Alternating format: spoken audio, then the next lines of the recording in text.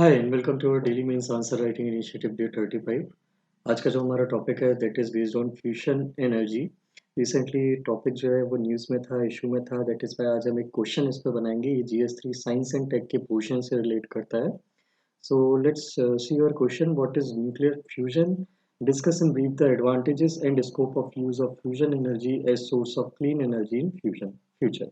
So हमको पहले तो ये डिस्कस करना है कि न्यूक्लियर फ्यूजन क्या होता है। उसके बाद हमको ब्रीफ में ये डिस्कस करना है कि न्यूक्लियर फ्यूजन को as a source of energy, as a procedure employed for source generating source of energy, ये क्या एडवांटेजेस प्रोवाइड करता है और इस फ्यूजन एनर्जी को फ्यूचर में हम क्लीन एनर्जी की तरह यूज़ करने का इसका कितना स्कोप है, क्या स्कोप है कि हम इसको क्लीन एनर्जी की तरह फ्यूचर में सस्टेनेबल एनर्जी की तरह यूज़ कर सकते हैं। सो ये क्वेश्चन हमारा रहेगा। आंसर हम देख लेते हैं कि हम what are the things we are going to discuss in our answer.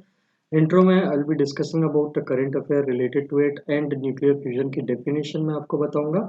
इतना सफिशिएंट है इंट्रो में, बट उसके बाद मैंने यहाँ पे थोड़ी सी प्रोसीजरल पार्ट भी डाला है कि न्यूक्लियर फ्यूजन एक्चुअल में होता क्या है डिटेल में and what are the things required to conduct it. ये एक्स्ट्रा इन्फॉर्मेशन है, this is not to be included in the answer when you are writing it, but just for the purpose of explaining the issue at the same time here मैंने ये चीज़ यहाँ पे डाली है।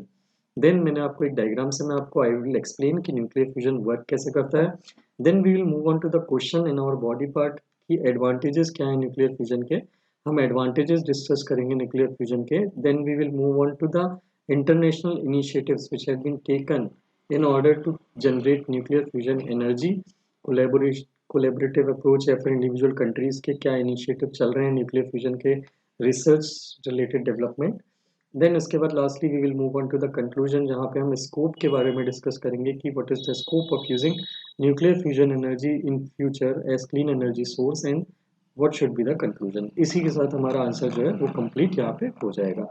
So let's begin our answer. Our answer begins with the current affair. जो current affair जब जो news में आया था, जिसकी वजह से I have taken this question today, this topic today. US में एक लैब है that is national ignition facility. वो बहुत टाइम से इस पे over a decade, for a period of over a decade इस पे रिसर्च कर रहा है और इसने रिसेंटली सक्सेसफुली एक फ्यूजन रिएक्शन स्पार्क करी है जिसमें जितनी एनर्जी उसमें इनपुट दी गई थी उससे ज़्यादा एनर्जी उसमें आउटपुट में निकली है। This procedure is known as ignition. तो उन्होंने सक्सेसफुली इग्निशन की प्रोसेस को अचीव किया है। इग्निशन को हम कैसे एक्सप्लेन करते हैं साइंटिफिक टर्म में? It is a procedure, it is a step when a fusion reaction produces more energy than is being put into the reaction from an outside source। so बहुत time से ये जो lab थी ये कोशिश कर रही थी, ऐसे वेस्ट ट्राई कर रही थी कि हम जितनी एनर्जी जनरेट कर रहे हैं, जितनी एनर्जी इनपुट दे रहे हैं न्यूक्लियर फ्यूजन को के प्रोसीजर को कंडक्ट करने में, उससे ज़्यादा वो एनर्जी वहाँ पे निकल पाए, क्योंकि तभी हमारे पास जब ज़्यादा एनर्जी आएगी तभी हम उसको as a form of electricity वहाँ पे यूज़ कर पाएंगे। सो ये यहाँ पे इग्निशन अचीव इन्होंने करा और उसके बाद ये सेल्फ सस्टेनिंग बनाने में प्रोसीजर को एक बहुत बड़ा स्टेप है। सो ये एनर्जी कहाँ पे इनपुट दी जाती है और आउटपुट कैसे निकलता है, इसको अभी हम डिस्कस करेंगे। सो फर्स्ट वी डिस्कस कि न्यूक्लियर फ्यूजन एक्चुअल में होता क्या है। सो न्यूक्लियर फ्यूजन होता क्या है? It is defined as combining of several small nuclei into one large nucleus with the subsequent release of huge amounts of energy. There are two fundamental atomic processes relevant to this procedure। एक procedure ये होती है कि आप कोई atom है, अगर आप उस एटम को कुछ एनर्जी डाल के अगर इस एटम को ब्रेक करते हो तो जो जो सब्सिक्वेंट जो पार्ट बनते हैं, दो एटम्स में ब्रेक होता है, दो पार्ट्स में ब्रेक होता है कोई भी एक atom. So that procedure is known as fission. यहाँ पे भी एनर्जी रिलीज होती है। और एक प्रोसीजर होती है जिसमें अगर आप दो अलग अलग किसी एक एटम के एलिमेंट के किसी एटम को, दो एटम को फ्यूज करते हो एक में। सो ये जो सब्सिक्वेंट प्रोसीजर में ये जो प्रोसीजर है जिसमें फ्यूजन के टाइम एनर्जी का रिलीज होता है, that energy can be used also as electricity. So ये एनर्जी जो होती है, this process is known as nuclear fusion. So there are two kind of atomic processes which can be conducted in order to generate energy. That is, one is fission and the second is fusion. So nuclear fusion is the second part जिसमें हम बहुत सारे nucleus को एक large nucleus में converge करके मर्ज करके energy के रिलीज के साथ एक बड़ा एक नया जो है न्यूक्लियस बनाते हैं। That is known as nuclear fusion. ये रिएक्शन कब होती है? जब दो लाइट न्यूक्लियस को, light nucleus I said right, light nucleus मतलब ऐसे एलिमेंट जिनका एटॉमिक नंबर, इनका जिनका एटॉमिक वेट जो है न्यूक्लियस का वो बहुत कम होता है। सो दो लाइट न्यूक्लियाई को ये मर्ज करते हैं एक to form a single heavier nucleus. So जो टोटल मास जो है न्यूक्लियस का, जो सिंगल न्यूक्लियस है, वो उसका दोनों ओरिजिनल जो न्यूक्लियाई है जिनको हमने मर्ज करा है उससे कम होता है। इसलिए इस प्रोसेस में जो लेफ्ट ओवर मास जो है वो एनर्जी के फॉर्म में रिलीज हो जाता है इस प्रोसेस में। So this process is important, so that is how we generate our electricity. हमने दो न्यूक्लियस को मर्ज किया, दो न्यूक्लियस को मर्ज करने के बाद यहाँ पे हम डायग्रामेटिकली इसको एक्सप्लेन कर लेते हैं एक बार। ये हमने दो न्यूक्लियस को मर्ज किया, इन दोनों का मास कुछ है, फॉर एग्जांपल इसका मास 2 है, इसका मास 3 है। हमने इसको हीट एनर्जी अप्लाई करके, ये हीट एनर्जी, बिकॉज ये जो दो एटम्स हैं, जो दो न्यूक्लियस हैं, ये आपस में एक दूसरे को रेपेल करते हैं। So in order to merge them, उन दोनों, in order to basically coalesce them, हमको बाहर से एनर्जी इनपुट देनी पड़ती है, हमको हीट एनर्जी अप्लाई करनी पड़ती है जिससे ये दोनों एक दूसरे के आसपास आ सके। सो दिस कॉजेज अ मर्ज और कोएलेसेंस इनटू अ सिंगल न्यूक्लियस, एक सिंगल न्यूक्लियस बन जाता है। और ये जो कंसिक्वेंट न्यूक्लियस बना है इसका वेट फॉर एग्जांपल होगा 4। सो जो 2 + 3 वाज 5, सो 5 में से 1 अभी भी रिमेनिंग है। सो एक न्यूट्रॉन जो है ये जो बाहर निकलता है लेफ्ट ओवर मास के फॉर्म में, ये अपने साथ साथ कुछ एनर्जी का भी रिलीज करता है। So this energy release, this release energy, this is the output energy, this is the input energy which we applied.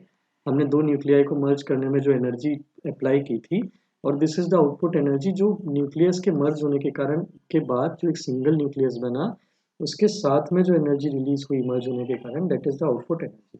सो अगर हमको इलेक्ट्रिसिटी प्रोड्यूस करनी है, हमको अपनी एनर्जी यूज कर प्रोड्यूस करनी है for the purpose of consumption, so this output energy should be more than input energy. Otherwise अगर हम इनपुट ज़्यादा दे रहे हैं, so there is basically our loss, हम एनर्जी का लॉस कर रहे हैं एक दूसरे सोर्स से एनर्जी बना के यहाँ पे यूटिलाइज करने में, क्योंकि हमको इतनी एनर्जी वहाँ से निकलेगी नहीं which we will be able to use it for the purpose of generating our power. So ये है न्यूक्लियर फ्यूजन की प्रोसीजर। ये प्रोसीजर जो है ये सन में चलती है, सन में इसलिए चलती है, नेचुरली चलती है क्योंकि सन का टेम्परेचर बहुत इंटेंसली हीट होता है। वहाँ पे millions of degrees of Celsius का टेम्परेचर है, और उसके कारण जो प्रेशर एक्सर्ट होता है बाय इट्स ग्रेविटी, ये एटम्स को एक दूसरे से फ्यूज कर देता है। फ्यूज करने के कारण वहाँ से कंटिन्यूसली एनर्जी निकलती रहती है जो पूरी यूनिवर्स में स्प्रेड होती है। Now, what are the fuels used in nuclear fusion? So basically, the main fuels which are used in nuclear fusion are deuterium and tritium. Tritium, which are both the heavy isotopes of hydrogen. Deuterium जो होता है natural hydrogen जो present होती है हमारे ecosystem में, उसका एक टाइनी फ्रैक्शन ऑलरेडी होता है। It is around 0.0153% of the total hydrogen present in the ecosystem. इसको हम सी वाटर से बहुत ही कम चार्ज वाली प्रोसीजर से बहुत ही इनएक्सपेंसिवली हम इसको एक्सट्रैक्ट कर सकते हैं। और ट्रीटियम जो है वो लिथियम से हम निकाल सकते हैं उसको एक केमिकल प्रोसेस कंडक्ट करके। तो लिथियम जो है ये भी बहुत अबंडेंट है नेचर में। लेबोरेटरीज में हाइड्रोजन न्यूक्लियाई को फ्यूज जब करते हैं उसमें दोनों को, ड्यूटेरियम और ट्रीटियम को, तो ये कन्वर्ट हो जाता है हीलियम में, रिलीजिंग एनर्जी।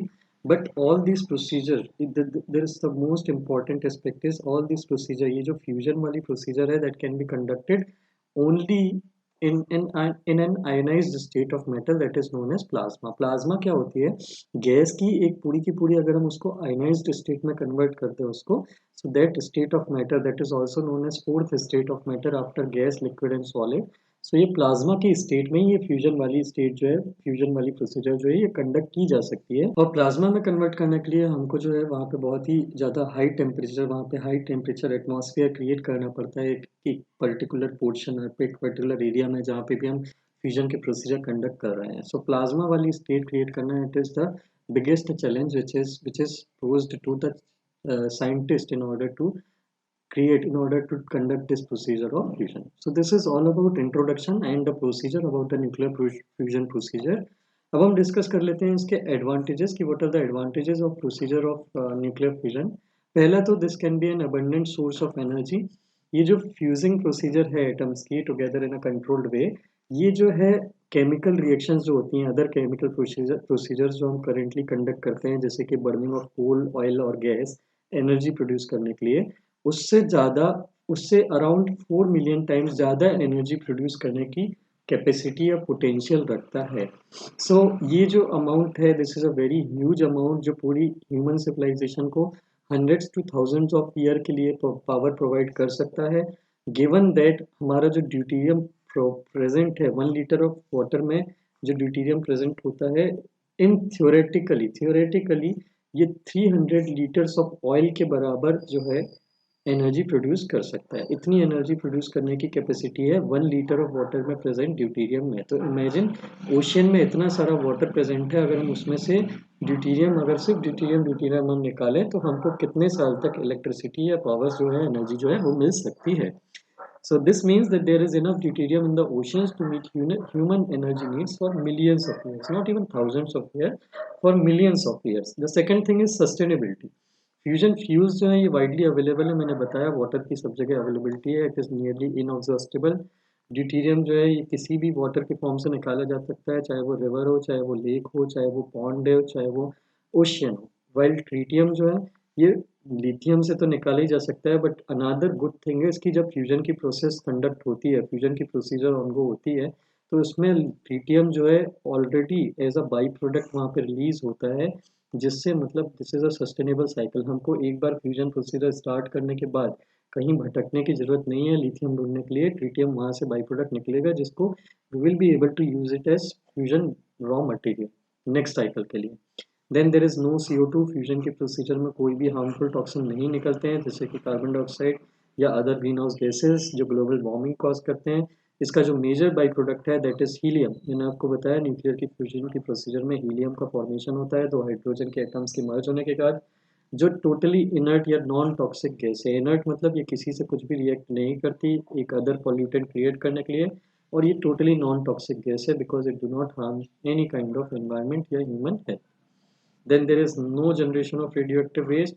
फ्यूजन की प्रोसीजर में जो बाई प्रोडक्ट हैं वो रेडियो एक्टिव वेस्ट जनरेट होते हैं, बट न्यूक्लियर फ्यूजन रिएक्टर जो हैं ये कोई भी टाइप का वेस्ट क्रिएट नहीं करते एज आई टोल्ड, क्योंकि इसमें हीलियम प्रोड्यूस होती है विट इज़ टोटली इनर्ट गैस, जो कि एटमॉस्फेयर में जाके अपने आप को गैस के फॉर्म में लोकेट कर लेती है। Then limited risk of proliferation. Fusion की प्रोसीजर में किसी भी फिसाइल मटेरियल का यूज नहीं होता, जैसे कि यूरेनियम और प्लूटोनियम। फिसाइल मटेरियल वो होता है जो चेन रिएक्शन करके अपने आप को एक एनर्जी ब्लास्ट के फॉर्म में कन्वर्ट कर ले, जिससे एक बॉम्ब का प्रोडक्शन किया जाता है जिस प्रोसीजर से। सो यूरेनियम और प्लूटोनियम के न्यूक्लियर बॉम्ब बनाए जाते हैं। फ्यूजन में ऐसे किसी भी टाइप का मटेरियल एम्प्लॉय नहीं होता जिसको बॉम्ब के फॉर्म में यूज किया जा सके। हाइड्रोजन बॉम्ब जरूर क्रिएट होते हैं फ्यूजन के फॉर्म में, ये फ्यूजन के प्रिंसिपल पे ही बेस्ड होते हैं, बट ये एडिशनल मतलब ये हाइड्रोजन बॉम्ब को काम करने के लिए इनिशियली एक फिजन बॉम्ब की नीड पड़ती है, मतलब यूरेनियम या प्लूटोनियम का एक इनिशिएटर यूज किया जाना है, इनिशिएटर की नीड होती है, जो यहाँ पे टोटली एब्सेंट होता है। इसके अलावा इसकी जो वर्किंग कंडीशंस हैं ये बहुत लार्ज अमाउंट ऑफ बहुत बहुत ही लिमिटेड अमाउंट ऑफ फ्यूल की रिक्वायरमेंट मांगता है। इसकी जो वर्किंग कंडीशंस है फ्यूजन रिएक्टर की, इसमें इतनी अमाउंट में, इतने लिमिटेड अमाउंट में फ्यूल की नीड होती है for the creation of energy for hundreds of years, कि आप उसको बॉम्ब बनाने के लिए यूज़ नहीं कर सकते, मतलब बॉम्ब बनाने के लिए इट इज़ इनसफिशिएंट, इतनी क्वांटिटी में इसका फ्यूल यूज़ होता है। फ्यूल जो होता है ये कंटिन्यूसली इंजेक्ट होता है और कंज्यूम होता है, and that is why there is never a sufficient amount of fuel to produce instantaneous power which is required for the creation of a weapon. So this is another important point. Then there is no risk of meltdown. हमारे जो अभी currently nuclear reactor है इसमें अगर कोई भी step miss step हो जाए, किसी भी स्टेप में बेसिकली गलती या मिस्टेक हो जाए, तो वहाँ पे जो है न्यूक्लियर रिएक्टर ब्रेक हो सकता है और उसके कारण रेडिएशंस रिलीज हो सकती हैं, या फिर पूरा का पूरा प्लांट जो है वो ब्लास्ट हो सकता है। For example you might be remember Chernobyl nuclear disaster हुआ था 1989 में, और उसके बाद 2011 में फुकुशिमा का न्यूक्लियर डिजास्टर हुआ था। बट फ्यूजन में ये कंडीशंस कभी बनती ही नहीं है कि मेल्ट डाउन या ब्लास्ट वाली कंडीशन बने। रीज़न इस मैंने आपको बताया है कि इसको फ्यूजन की प्रोसीजर को कंडक्ट करने के लिए हमको कंटिन्यूअसली एक प्लाज्मा की स्टेट मेंटेन करके रखना पड़ता है। हमारी किसी भी स्टेज में अगर कुछ इशू होती है, मिस्टेक होती है, तो ये होता है कि प्लाज्मा जो है वो बेसिकली कूल डाउन हो जाता है इमीडिएटली, एंड रिएक्शन अपने आप स्टॉप हो जाती है विदाउट डूइंग एनीथिंग। सो प्लाज्मा जो है इसको जो मेंटेनेंस की कंडीशन है, बहुत हाई टेम्परेचर पे मेंटेन रखने की कंडीशन है, ये किसी भी गलती से कूल डाउन होगा और automatically with in a few second पूरी की पूरी रिएक्टर की जो प्रोसीजर है वो हॉल्ट पे आ जाएगी, and there will be no release of any radioactive radiation, risk of radioactive radiation या फिर कोई भी ब्लास्ट यहाँ पे होने की पॉसिबिलिटी नहीं है। इसीलिए फ्यूजन रिएक्टर्स अपने आप में सेफ माने जाते हैं without any kind of support system. वैसे तो सपोर्ट सिस्टम बनाया जाता है, बट ये अपने आप में इतनी एक सेफ्टी प्रोटोकॉल प्रोसीजर अपने आप में इतनी सेफ है कि इसको मॉनिटर करने के लिए बहुत ज़्यादा रिस्क या बहुत ज़्यादा हेडेक लेने की हमको नीड नहीं होती। So these are all the advantages related to nuclear fusion reactor. अगर हम इंटरनेशनल इनिशिएटिव्स की बात करें न्यूक्लियर फ्यूजन एनर्जी पे, तो क्या क्या इनिशिएटिव्स चल रहे हैं न्यूक्लियर फ्यूजन की रिसर्च पे। सबसे पहले एक बहुत बड़ा इनिशिएटिव चल रहा है, ये प्रीलिम्स पे भी इसका क्वेश्चन बनता है, so please do read it online इसके बारे में। The first is international thermonuclear experimental reactor ITER assembly. ये ITER की असेंबली जो है ये वर्ल्ड का सबसे लार्जेस्ट टोकामैक बनाने की प्रोसीजर पे काम कर रहा है। टोकामैक क्या है? Doughnut shape magnetic field creation किया है ये लैब के अंदर में, जिसके अंदर में प्लाज्मा को मेंटेन किया जाता है और कन्फाइन किया जाता है। सो ये वर्ल्ड का सबसे लार्जेस्ट टोकामेट बनाने के लिए एक इनिशिएटिव है, जिसके अंदर में लार्ज स्केल पे प्लाज्मा को मेंटेन किया जाएगा और वहाँ पे फ्यूजन एनर्जी का जनरेशन किया जाएगा। इसके मेंबर्स में इंडिया भी शामिल है। इंडिया के अलावा China, European Union, South Korea, Russia and United States आते हैं। The second initiative is China's artificial sun. China अपना आप खुद का एक रिसर्च इस पर कंडक्ट कर रहा है, जिसका नाम है experimental advanced super conducting tokamak east device, जिसको चाइना ने क्रिएट किया है, डिज़ाइन किया है in order to replicate the nuclear fusion process जो सन के अंदर में कंडक्ट होती है on a similar principle. So this is all about the international initiatives being already taken in the regard of nuclear fusion research. So let's move on to our conclusion. इस nuclear fusion procedure का scope क्या है in future, और इसका conclusion या way forward क्या होना चाहिए हमारा इसके regarding. So the scope is कि अभी करंटली क्या हो रहा है, जो इनपुट एनर्जी है वो बहुत ज़्यादा है, जिसके कारण आउटपुट एनर्जी नेट है output energy is not getting too much, efficiency अभी हमारी उतनी हाई नहीं है।